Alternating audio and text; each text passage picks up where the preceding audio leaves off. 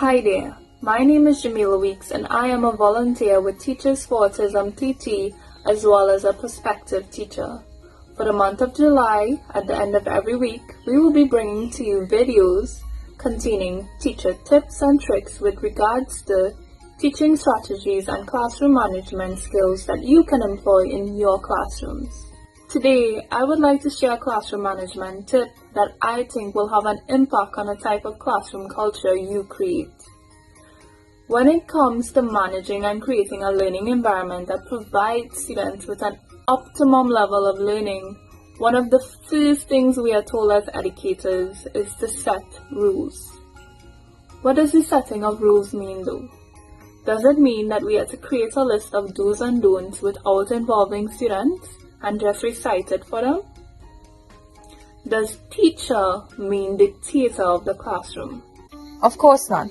Studies done by Brophy and Everson in 1976 shows that the most successful teachers explain both the rule itself and the reason behind it to children.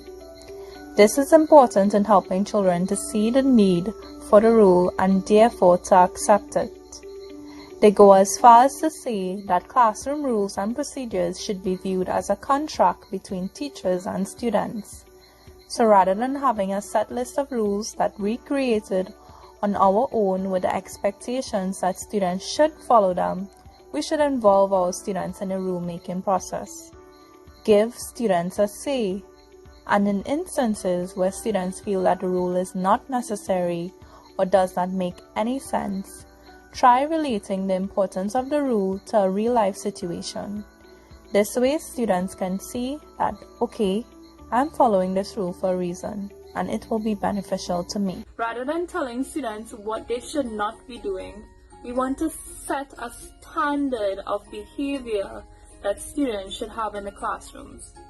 For example, rather than saying, do not hit, do not push, do not pull, or do not speak when others are speaking, we can simply restate that rule by saying, treat others with respect. Just by simply rephrasing that rule, we made it an expectation for behavior, as well as short and simple for students to understand. So, now that you have been given this information, what are some changes you think can be made when making class rules? Always keep in mind to involve your students in the rule-making process, as well as to ensure that these rules are stated in positive terms. Remember, we are educators, teachers, but not dictators.